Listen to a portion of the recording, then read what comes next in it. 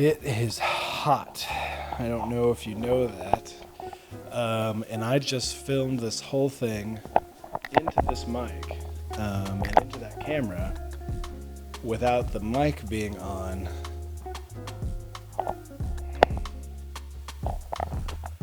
That's some honesty for you. How about that? Now I gotta record it again because, you know what? It's fine. It's an opportunity to fix those mistakes because there were mistakes. I had not looked at this full Excel spreadsheet yet that my lovely wife, Amanda, made to just help me plan out the summer and help me plan out my videos better. And there are some movies on here that I don't really want to see, and she probably didn't know that, but that's okay. I'm going to mention them for you because there's an audience beyond just my flavor. And here we go. Let's talk about it, and this is going to be a much faster video, so honestly, it's a win-win for everybody, I guess. Guardians of the Galaxy, Fast X, Little Mermaid, Spider-Man Across the Spider-Verse, all those movies have come out. I've seen all those movies. Guardians, masterpiece. Little Mermaid, better than the original, although I do love animation more. Fast X, Jason Momoa, best acting ever? Yes. Love it. Well, C on the Apple Plus TV show, SEE, is really solid for Jason as well, but this movie was crazy. See that review. Spider-Man Across the Spider-Verse. I will film that next, which is another reason why I'm sad that I'm filming this one again. Spider-Man Across the Spider-Verse was a masterpiece. The only asterisk is that it's a cliffhanger, much like The Lord of the Rings, The Two Towers. And so it's amazing, but it can't be 100% perfect because I need movies to have more closure. Transformers: Rise of the Beast. No, it's not for everyone, but I'm only human, okay? I'm only human. It's beasts that they're robots, they're beasts, they've got amazing epic weapons, they're going into battle. I mean, I just love it. Also, it's predating the Shia LaBeouf ones. How are we going backwards in this series? Doesn't even make sense, but I would love to see it in theaters if anyone wants to go with me. I've been super busy with Nebraska vacation, student camp, kids camp, both of those with my church, because if y'all don't know, I work for a church and I'm their videographer, so I go on all these little trips and stuff as much as I can. So I'm going to kids camp tomorrow after I film this, so it's gonna be great. But I haven't got to see Transformers yet, and no one really wants to see it. But here's the deal. Why I want you to look at this list and find things that you are interested in doing is because I think you should I want you to look at this list because I think you should be paying the big bucks to go see XD IMAX movies, because at the end of the day, it's too expensive to go to the movies. We know that. So you should honestly take that idea and just elevate it to, let's pay for the most expensive ticket because we're not going every week. Excuse me, sorry for the burping. It's a special occasion when we go. So you should go above and beyond. So Transformers is one of those movies that's like probably worth the entertainment value of going to see in an IMAX theater. We'll move past that. That came out this past weekend, June 9th. June 16th, Triple Threat Weekend. We got a Pixar, we got a DC refresh, we got a Wes Anderson. Asteroid City, gonna be Wes Anderson's first sci-fi movie. I am stoked to see his take on it. I'm also stoked to see Tom Hanks and Steve Carell get a new twist in their acting portfolio, because Wes Anderson always brings out some new nuance to things. So excited about that. That doesn't need to be in the IMAX. It won't be playing in the IMAX when you've got all these other things going on, but still worth going to the theater to see. The Flash. The Flash is James Gunn allowing Warner Brothers and allowing this movie to come out and reset the entire Snyder universe that we've been drearily trudging through this whole time, with some minor exceptions. And we are resetting and going to move on to the James Gunn universe. I understand that we need to separate the art from the artist, because Ezra Miller has done some crappy things. He's done some really, really bad things. I won't sit here and talk about like I'm an expert on what he's done. I'm not going to defend what he's done. But I will say I have enjoyed his acting as the Flash, and they clearly, the studios realize this because they've been putting Batman more and Supergirl more in the promotion for this movie. But the irony is there's two versions of Ezra Miller on screen. It's a double dose of Ezra, but they're promoting everyone else in the movie.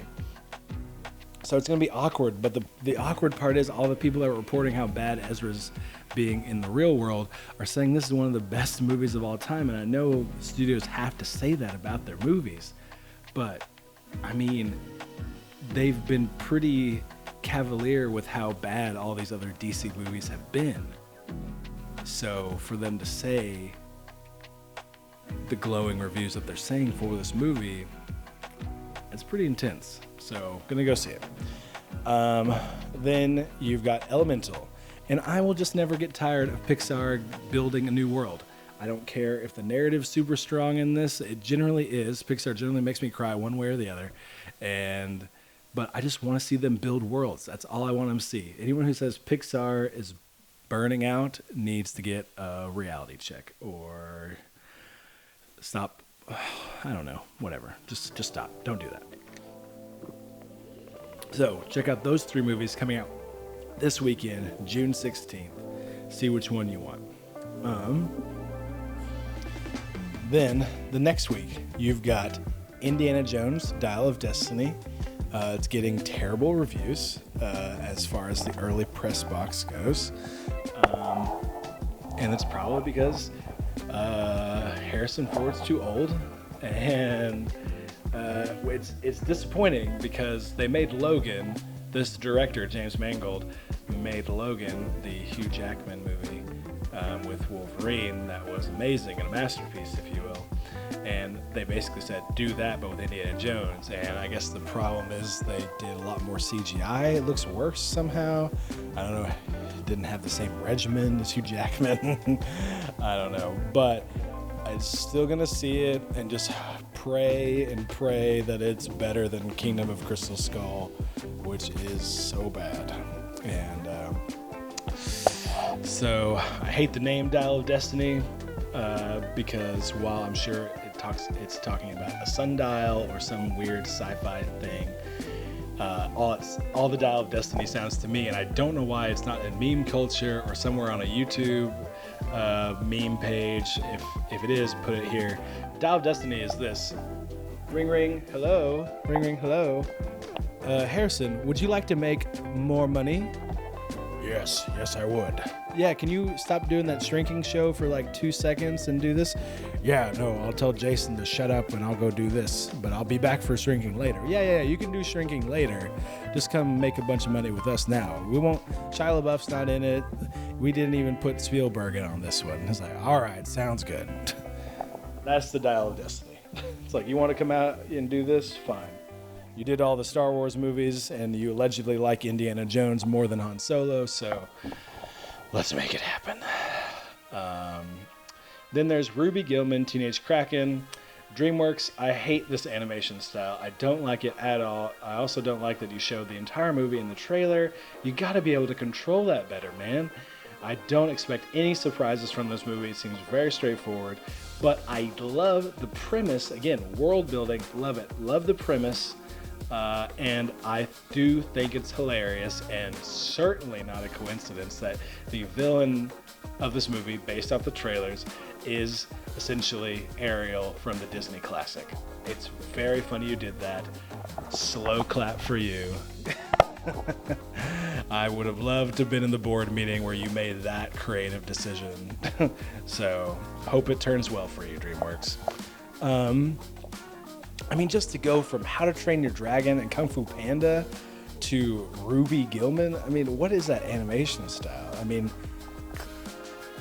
anyway. Next week after that, we're jumping into July. Mission Impossible, Dead Reckoning, Part 1. Listen, I don't care what you think about Tom Cruise. I get it. But these movies are incredible, and his work ethic is incredible, and I love these stunts, and I will not tire of it. So just leave all of that. If you leave a Tom Cruise hate thing, I will delete it, because I just like, just come on. I just, blah. Just hating someone just because you don't, yeah, it's just dumb. Then, why Tom Cruise is pissed off, and why, again, I'm telling you to go see these movies the week that they come out. Plan ahead. Go see these movies the week they come out.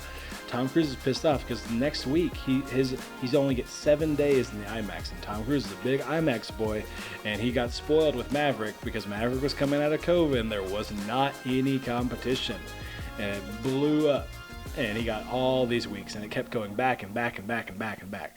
And maybe he'll get an extra little bit, but Oppenheimer and Barbie are both going to the IMAX somehow, same weekend. We'll see, probably more Oppenheimer, but it's Christopher Nolan versus Greta Gerwig in the just could not be more opposite kind of movies. But I love it. I'm excited to see both. If I could do it, I would do a double feature. We'll see how it goes. I'm excited that Christopher Nolan's not doing a sci-fi movie. I'm glad it's more history-based, even though have been getting a little tired of Christopher Nolan movies. I'm excited mostly because Cillian Murphy has long earned this leading role in a movie, not just a TV show. And so I'm excited to see him in that. I'm obviously excited about Barbie. Margot Robbie and Ryan Gosling are perfect. Samu is going to be great in it. Why is Michael Cera and Alan? I don't know. I'm just so pumped to see this movie. It looks hysterical. And Noah Baumbach writing part of it with Gerwig. I mean, that script is going to have some surprises and some nuance, and boy, howdy. So gonna go see those movies on July 21st. Then there's Haunted Mansion. I don't know if this is fully streaming or theater, but listen, as long as it's better than the Eddie Murphy movie, I mean, that's pretty much all we can ask for, right? Am I right? Yes, I'm right. I'm sorry for holding it like this. The reason I'm talking into the microphone, into all this big fuzzy mic, is I'm in the garage and the laundry was going on, and I've got the door open, and the audio is supposed to be better than just my in-camera audio or my phone audio. So yeah. And then the week after Haunted Mansion comes out, Teenage Mutant Ninja Turtles Mutant Mayhem is coming out, and I'm so happy that they're taking the Spider-Verse approach to animation style. I'm really digging it right now, and it's taking that approach and then making it grungier because they're from the sewer, and it's gross and dirty and it's smudgy, and that's like there's some extra texture on these characters than just what's in Spider-Verse. But anyways, then we get into the movies that I'm probably not going to see, but again, there's an audience for them somewhere. Gran Turismo, can't believe it's being made. I think the lead actor in it is not a fully great actor based off what I've seen him in so far, but a good script and a good director can bring out the best in anyone. So we'll see. I cannot believe it's a true story and that it's not been told before. It's wild to me that a person of color who was playing a video game and then became a real race car driver, how is this just now being told? This was happening during the PS3 days, and we are now in PS5. Get it together, studios. And media news outlets, come on. Strays, a rated R, Dr. Dolittle style comedy featuring Will Ferrell, Jamie Foxx, and a plethora of that crew. I don't fully condone that movie. It's probably going to be too gross and too inappropriate on purpose, but it's there. Maybe an entertaining weekend with your crazy uncle. Blue Beetle comes out that same weekend. I'd probably go see that, but you can only do that if you can stomach George Lopez's mullet and goatee, which look nasty. George, you're not wearing that on your stand-up tours. You're not wearing that. That is not your style. It is gross and grody. Please cut it off. Blue Beetle is an amazing character. Love him in the comics. Love him in Young Justice. I'm excited to see his character, but it's wasted because it's not officially in James Gunn's universe. It's going to be pushed to the Elseworlds, which is essentially just a wasteland of movies that had already been made before James Gunn took over and Snyder got kicked out. So it's sad. It's just like how we got Aquaman 2, and it's kind of the remnants of The Flash and Shazam 2. Anyways, so it's in that universe, so I'm disappointed that it's getting this is its first outing. Anyways, those are your movies coming out this summer. Hopefully you like one of them. If you have any questions about any of them, leave them in the comments. Let me know which ones you're going to see. I will hit you up with another movie coming in soon with Spider-Man Across the Spider-Verse and The Flash and Asteroid City. And I gotta go. Thanks for subscribing. Love you guys. Bye.